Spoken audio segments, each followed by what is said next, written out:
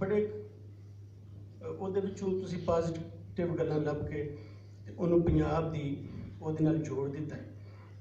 ਸਾਡਾ ਤੇ ਇੱਥੋਂ ਦਾ ਜਿਹੜਾ ਫਲਸਫਾ ਸੀ ਉਹ ਯੋਗ ਸੀ, ਉਹਨੂੰ ਲੱਭਣਾ ਪਏਗਾ ਸਾਨੂੰ ਸਭ ਨੂੰ ਰਲ ਕੇ।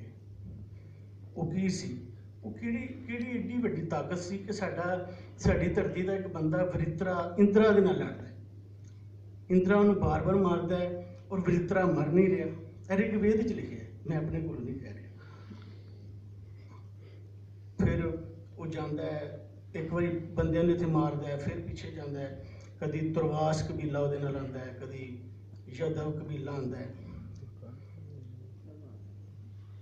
मतलब साढ़े एडे एडे बड़े बंदे सन कि जिन्होंने के नाल लड़े वो लोगों के देवता बन गए, लेकिन सानू लोगों के बारे कुछ नहीं पता। और जिन्होंने लोगों ने बड़ी मुद्दत तक अपने शजरे नहीं मिटाए, जिन्होंने अपने आप को कभी नहीं साबित किया कि असीं बाहरली किसी धरती से आए। वो चूड़े चमार चंगड़ गगड़े सांसी मुसली आमरे वास्ते मैं एक मुसली का इंटरव्यू किया सी, बाबा फौत हो गया। वो बार बार सानू कहता रहा कि जो टिब्बे ने रेतां दे ये नागियां दे कुस्तान ने। वरित्रा जिहड़ा सी वो नागा सी जिहड़ा इंद्र दे नाल लड़िया।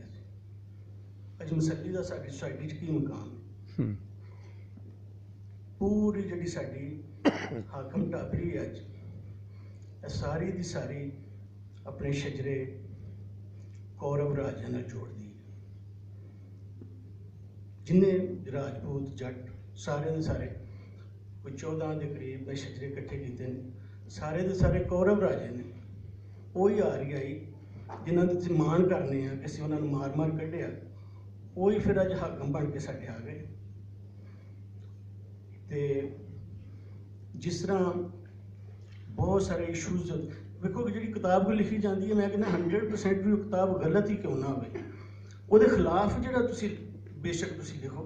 एक गल तो शुरू हुई है ना, जसपाल और एक किताब एक शुरू की है गल, ये उत्ते अगों बेशक वो खिलाफ गल हो या वो हक च गल हो, मेरा ख्याल है कि उस पासे गल जाएगी कि असी पंजाब का जोड़ा दर्शन है, जोड़ा पंजाब का फलसफा है, उन्होंने लभ लवेंगे। क्योंकि इस किताब कई जगह के उत्ते उन्होंने अपनी जुबान भी थिड़क गई, उन्होंने कलम थिड़क गया और हिंद और पंजाब च फर्क नहीं रख सके।